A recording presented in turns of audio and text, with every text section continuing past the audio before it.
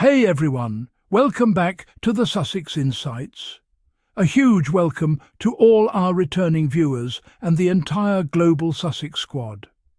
I hope you're all doing amazing today, certainly better than Prince William seems to be doing, because we need to unpack this situation. And listen, we called this. We absolutely did. Remember when people said, "Let Harry meet with his father"? This is the start of reconciliation. Charles knows what he's doing. Well, fast forward, and here we are again. Now, Harry is in a back and forth with the palace over whether he properly notified them about his Toronto trip, the same trip that happened during William's Earthshot event in Brazil. Is anyone shocked? Because I'm not. The royal family may be outdated in many ways, but one thing they never fail at is playing games, especially with the one person who always tried to do right by them, Harry. And honestly, I hope this becomes the final straw.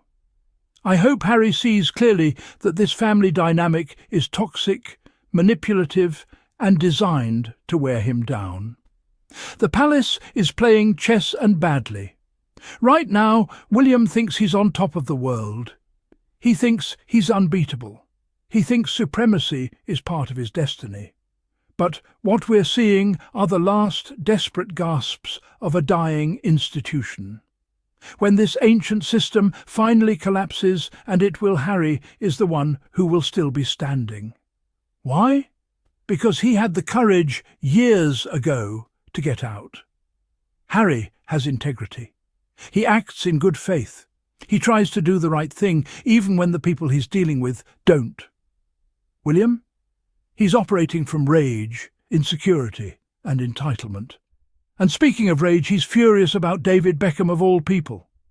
Yes, David Beckham received an award on the same day William was in Brazil trying to play Eco-King. William reportedly felt sabotaged by Beckham. Sabotaged by a man accepting an award. You can't make this up. Let's be honest. David and Victoria Beckham have always been status chasers when it comes to the royals.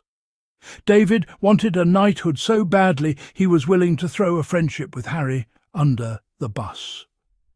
And now that he finally got his coveted title, the palace leaks say William is done with the Beckhams, accusing David of disloyalty. Disloyalty for getting recognition.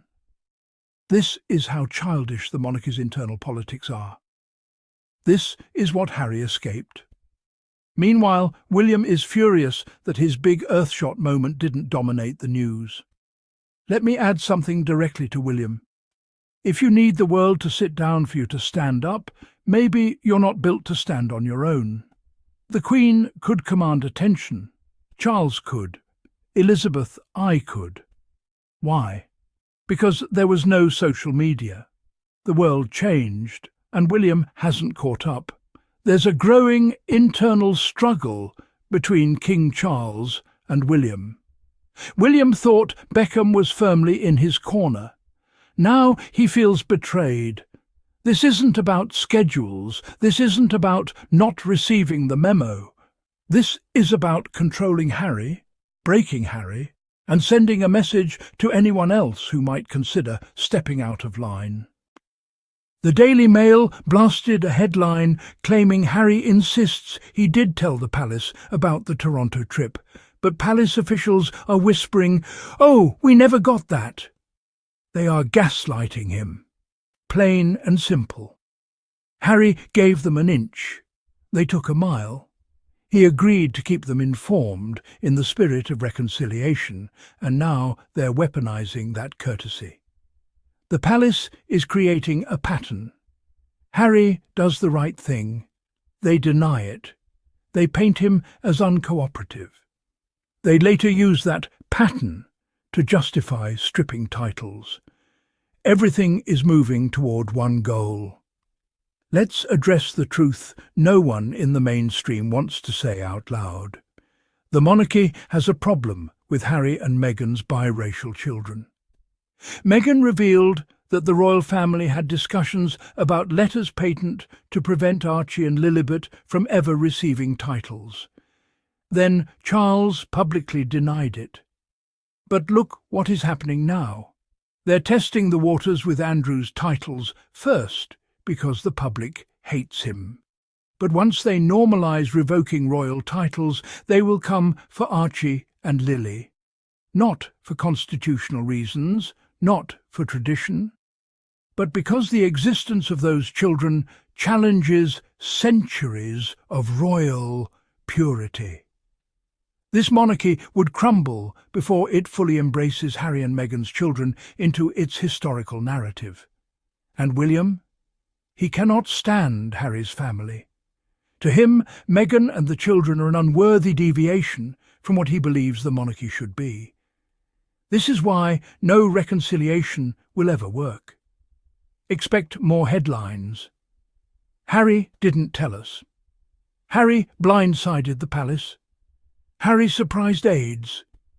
They're building a case slowly, methodically, to justify stripping the Sussex children.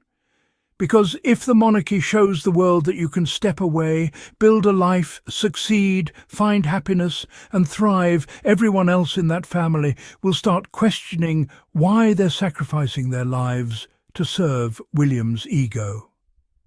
Harry and Meghan represent freedom, and the palace cannot allow that example to exist. Meghan already saw the writing on the wall. She already told us what the family discussed behind closed doors. She already understood their intentions toward her children, and she chose to build a life outside of that toxic orbit. She's thriving. Her kids are thriving. Her Christmas special is proof of the joy and creativity she continues to bring into the world. They're building something real, meaningful and independent. The monarchy hates that. Harry deserves peace. He deserves a family that supports him, not one that schemes against him. At some point, he will have to fully walk away. And when he does, he won't lose anything of value. He will gain freedom. Call to action. What do you think? Should Harry cut ties completely? Or is reconciliation still possible? Drop your thoughts in the comments below. I read every single one. And if you enjoyed this video, make sure you subscribe and turn on notifications so you never miss an upload. Thank you for watching the Sussex Insights. Stay informed, stay strong, and remember, the truth always comes out. Peace.